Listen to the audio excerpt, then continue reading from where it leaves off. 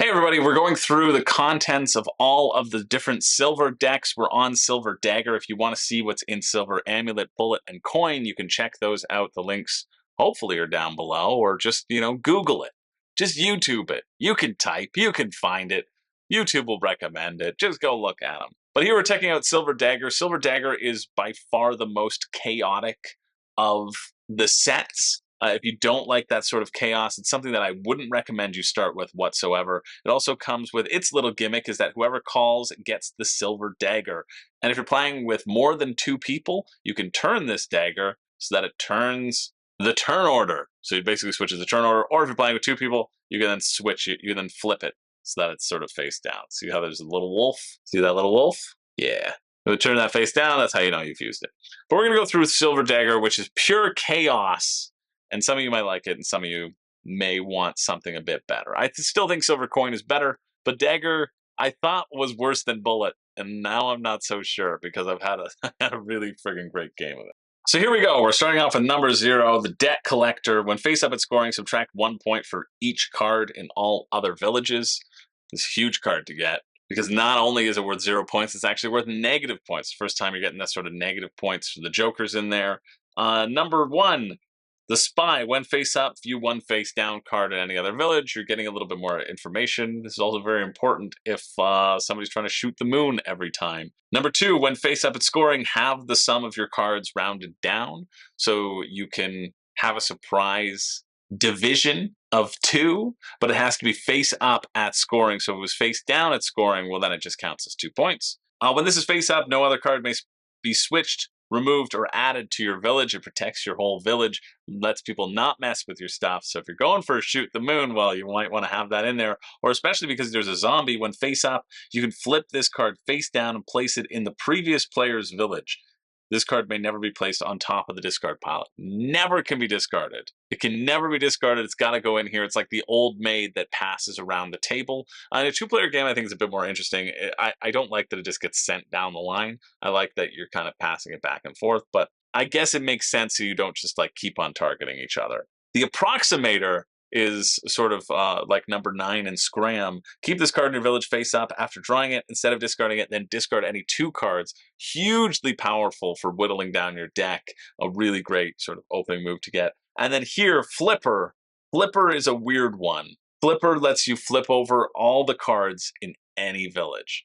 I feel like this deck is sort of based around Flipper. Game's so good. I give it 5 out of 5. I pressed the golden buzzer. I give it best of the year. Pieces didn't fall. Because I didn't want to pick them up.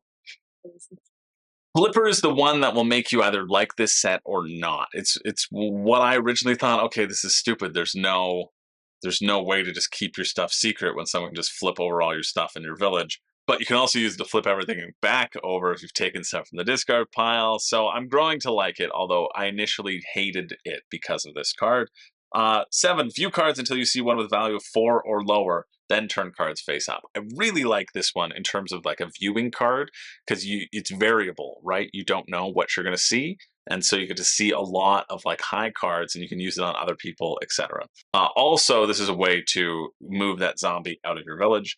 Magician, turn 1 card face up in another village and either use its discard ability or switch it for one of your cards. So you can do some swapping back and forth. I always like swapping. View any 2 cards, very simple. 9s are very kind of classic in that way. Renfield's kind of fun. Add the top card of your deck to the top of your private deck. So everybody also gets this little thing beside their lineup with the private deck. And then at any point, you can always look through your private deck and you can always choose to draw that instead. So it's like you can save up cards. And it's Renfield in particular that's like edging Dagger out over Bullet.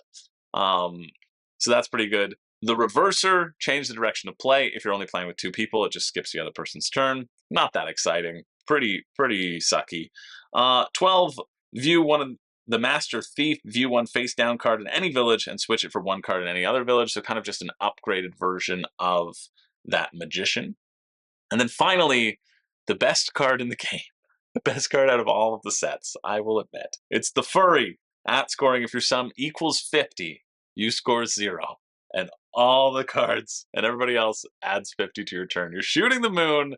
It's very fun to be able to shoot the moon. It's a lot of risk and a lot of reward, and it's very, very fun. If you want to hear the story about that, we'll go check out the full Silver review of this incredible game that I had with my friend Zach, where my friend Zach was like, oh yeah, there's a Kickstarter for it right now.